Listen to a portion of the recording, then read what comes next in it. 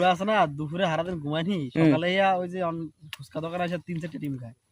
সন্ধ্যার সময়। এত এত এনার্জি লস করে রাত্রে কি জানি কয়বার গৌর ভাই কয়বার ঠিক আছে। ডিম কাটলো 3টা আপনার কয়বার তুমি যখন যত জিবি করবা তুমি আপনি কি প্রেশার লো করলেন রাত্রে একেবারে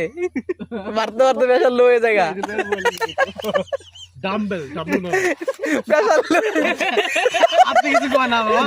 কিছু দিয়ে আর কয় না পুরো মানে এই যে বাবা মাসল টাকাই বুঝছো যে স্পিড অনেক বেশি দেখো মাসল দেয় তো এই তোর যত তোর পুশ আপ দিবা